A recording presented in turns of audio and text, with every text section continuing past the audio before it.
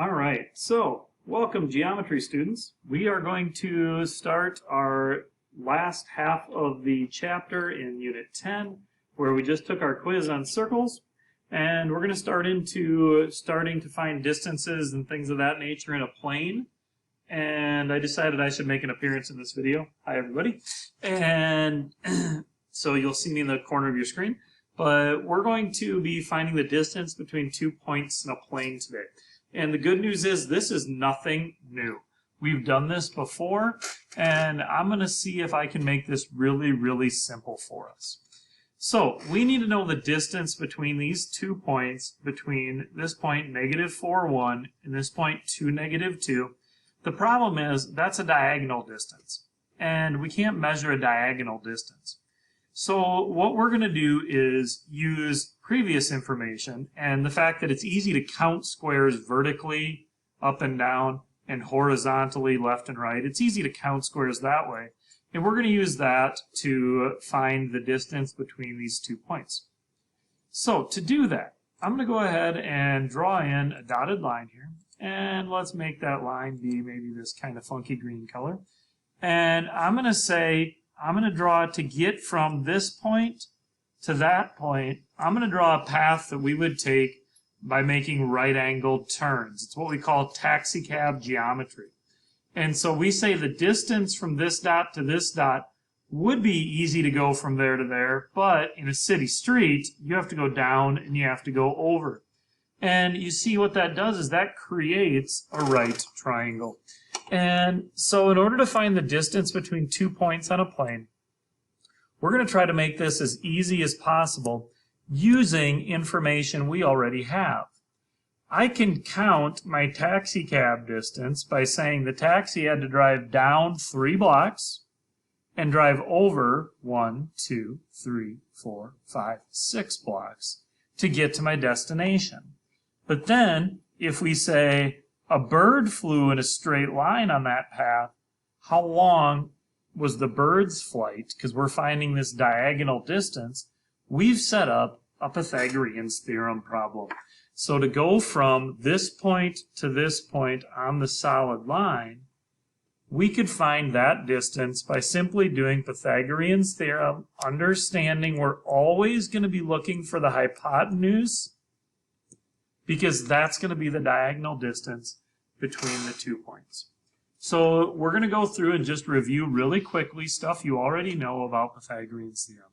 First of all, that we put in leg squared plus leg squared is equal to the hypotenuse squared.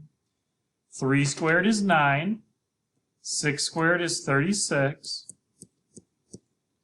And 9 plus 36 is 45. And as you're probably familiar with, you then want to take the square root of both sides. Now, this is going to be a nice review of a couple different concepts. First of all, it's going to review distance, which is our main goal, but it's also going to review Pythagorean's theorem, and it's going to review some of our radical work. Because just like we did before, we're going to leave our answers as exact, simplified answers. So we're going to do a factor tree, and we're going to see we have a pair of 3's and a lonely 5. So the distance for x is 3 radical 5 units. So this is how we're going to find distance in a plane. We're going to simply say, I don't want to use these crazy formulas and all that other stuff. I don't want to learn something new when I already have a way to do it that I understand. We understand Pythagorean's theorem. So to find the distance between 2 points, we're simply going to find how far did I go down, how far did I go over, and consider those to be our legs of our right triangle. All right, we're going to look at one example that's slightly different, but pretty much the same thing. So in this second example, we're going to do the exact same thing, but we're going to look at it from the perspective of, what if I'm not given the graph? What if I only have the points? Now, obviously, you could put these on graph paper.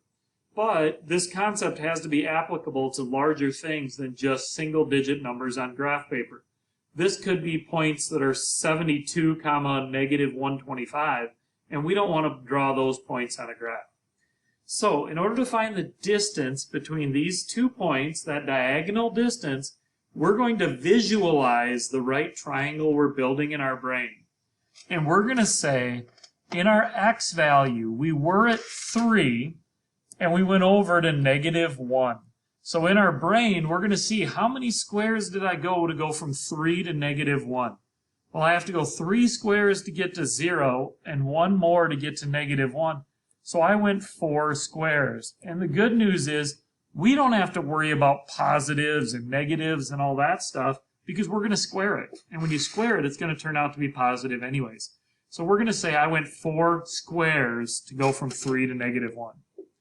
And then, in order to go from -4 to -6, well, I didn't pass 0. I just went 2 squares from -4 to -6. So the other leg of my right triangle is going to be 2 units long. So we can figure out what we talked about on the previous picture. If you had 3, -4, and -1, -6, we're finding a diagonal distance, but we can build the triangle without drawing the picture. So we said we had to go over 4 units, up 2 units. So that's how we're going to find that horizontal distance. That's a terrible square. There we go. 4 squared plus 2 squared equals x squared, and we just go ahead and do the math we've already done before. 4 squared is 16, 2 squared is 4, 16 plus 4 is 20, and you take the square root. Factor tree,